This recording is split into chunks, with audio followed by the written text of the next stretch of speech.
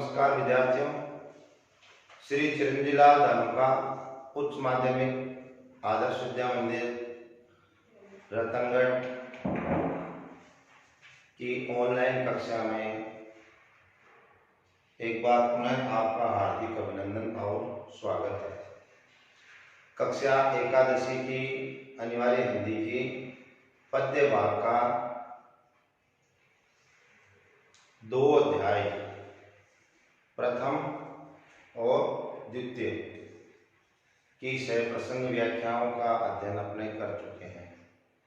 आज हम इसी क्रम में पद्य भाग के सह प्रसंग व्याख्या में अध्याय 3 जिसका नाम पथिक है और जिसके रचनाकार राम नरेश त्रिपाठी है।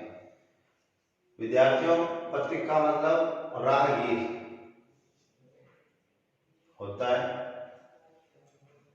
और कवि है वो एक राहगीर के रूप में इसमें आपको प्रकृति से प्रेम करता हुआ परिलक्षित होगा।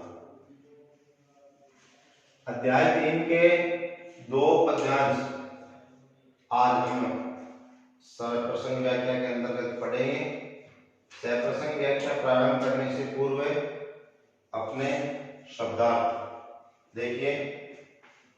नूतन, नया, सम्मुख, सामने, थिरकते रही है, नाच रही है, वारिसमाला बादलों का समूह है, बिछरूं घूमूं, हौसला उत्साह है, महिमामय महान, रवि सूर्य, नभ आकाश, नील नीला, रत्नाकर समुद्र, मलयानिल मलय पर्वत से निकलने वाली सुगंधित हवा, गर्जन गर्जना करना, नील गगन नीला आकाश। ये विद्यार्थियों इसके सामान्य से शब्दार्थ जो हमारे दोनों पद्यांशों के हैं। सह प्रसंग व्याख्या से संबंधित आपका जो 6 अंकों का प्रश्न आता है उसमें हमें प्रसंग, व्याख्या और समालोचना इनका हम उल्लेख करते हैं। विगत वीडियो में आपको समालोचना के बिंदु बताए गए, आज पुनः बताते हुए इसे सह प्रसंग व्याख्या को अपने प्रारंभ करेंगे। देखिए विद्यार्थियों, जब आपकी प्रसंग की बात और व्याख्या की बात पूर्ण हो जाएगी तब आप एक पंक्ति खाली छोड़ करके समालोचना शब्द लिखेंगे, उसको रेखांकित करेंगे और विवरण चिन्ह लगाने के पश्चात आप उसके नीचे की पंक्ति से प्रथम बिंदु लिखेंगे।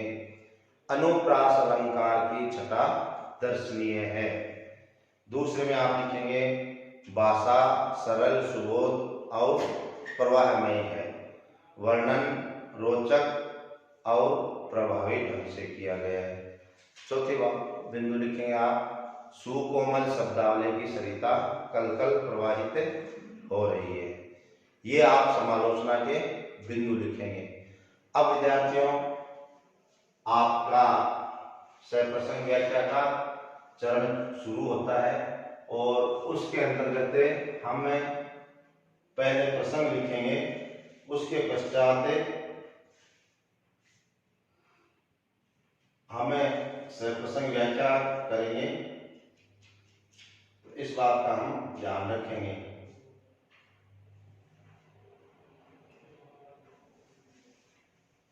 प्रसंग में प्रस्तुत पद्यांश हमारी पाठ्य पुस्तक में संकलित पथिक नामक शीर्षक से अवतरित है, जिसके रचयिता राम नरेश त्रिपाठी हैं। यहाँ पर एक राहगीर के रूप में संबोधित करते हुए राम नरेश त्रिपाठी कहते हैं।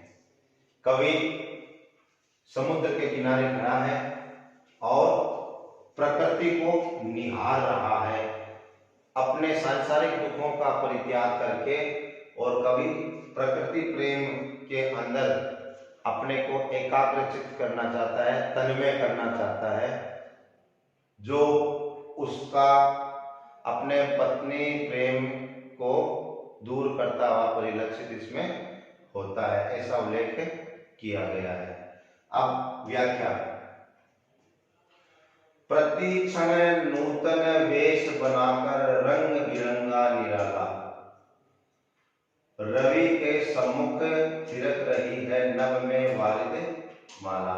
कवि है वो समुद्र के किनारे खड़ा है और आकाश के अंदर बादल है, वो सूर्य के सामने रंग बिरंगी आकृतियां बदलता हुआ आकाश है, आकाश के अंदर बादल है और नीचे समुद्र के किनारे कवि खड़ा है और वह इस प्राकृतिक दृश्य को देख करके संबोधित करता है कि सूर्य के सामने जो बादल है वो विभिन्न प्रकार की वेश है, रंग रूप है, वो बदलते हुए उसके आगे घूम रहे हैं।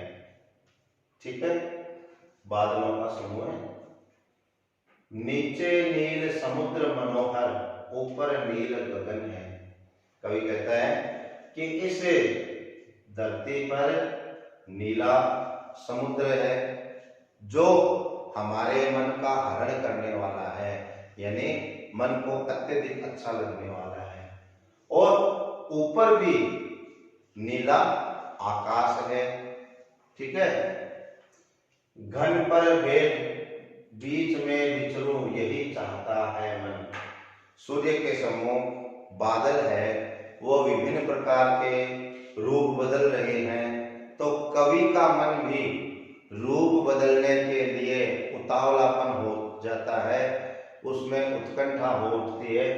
वो कहता है कि मैं भी बादलों पर बैठ करके और आकाश के अंदर घूमूं, विचरण करूं, ऐसा मेरा मन है वो चाहता है। रत्नाकर गर्जन करता है, मलयागिल बहता है। समुद्र का पानी है, उसमें हवा चलने के कारण जो लहरें उठती है वो गर्जना करती हुई एक मधुर संगीत का निनाद ध्वनि उत्पन्न करती है, और साथ ही साथ में मलय पर्वत से निकलने वाली सुगंधित हवा भी उसे गर्जना करते हुए समुद्र के साथ बह रही है। हरदम यह हौसला हृदय में प्रिय भरा रहता है। सागर का मधुर गर्जन करना और मलयालिन पर्वत से आने वाली सुगंधित हवाओं का बहना, ये दोनों मेरे मन को हमेशा नवीन उत्साह हृदय के अंदर भरने हुए रहती है प्रिय। इस विशाल विस्तृत महिमा में रत्ना करके घर के कोने कोने में लहरों पर बैठ फिरूं में भर के।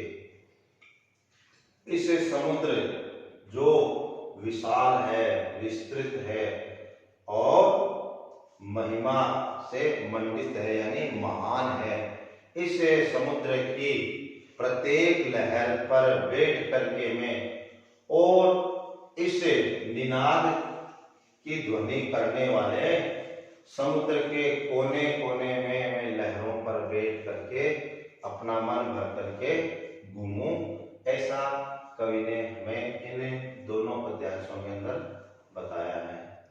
आज के इन दोनों पद्यांशों के लिए विद्यार्थियों आपका गृह कार्य है अध्याय 3, जिसका नाम पथिक है। इसके प्रथम ये, द्वितीय ये, इन दोनों की सह प्रसंग व्याख्या आपकी जो निर्धारित अभ्यास पुस्तिका है उसके अंदर करेंगे। शेष इसकी सह प्रसंग व्याख्याएं अपने अगले ऑनलाइन वीडियो में देखेंगे।